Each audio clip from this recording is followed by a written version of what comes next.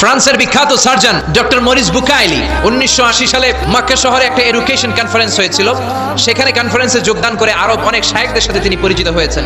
সেখানে তিনি শুনেছেন আরব শায়েখরা চ্যালেঞ্জ করে বলেছে কোরআনে কোনো ভুল নাই, আল্লাহ চ্যালেঞ্জ দিয়েছে পারলে ভুল বের করে দেখাও।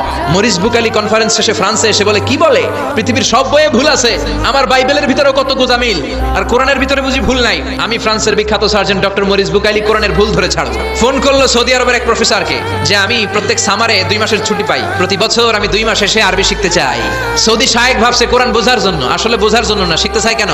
ভুল ধরার জন্য। 5 বছরে আরবি ভাষা শিখেছে, হেদায়েতের জন্য নয়, ভুল ধরার জন্য। এবার সে কোরআন খুলে দেখে বিসমিল্লাহির রহমানির রহিম থেকে সূরা নাস পর্যন্ত যাই পড়ে তাই বুঝে, এমন আরবি শিখছে। কিন্তু যতই পড়ে অবাক হয়, যতই পড়ে পাগল হয়ে যায়। সে বলে সাগর জলের কথা, মহাকাশের কথা, পাহাড়ের কথা, মরুভূমির কথা, এমব্রয়োলজির কথা, অ্যাস্ট্রোলজি, কসমোলজি, বুটানি, হিউম্যান অ্যানাটমির কথা, কোনো কথাই তো কোরআনে আল্লাহ বাকি রাখে নাই।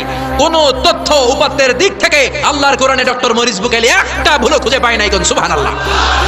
সে কনভার্টেড মুসলিম হয়েছে, কালিমা পড়ে মুসলমান হয়ে নিজের নাম রেখে দিয়েছে সুলাইমান।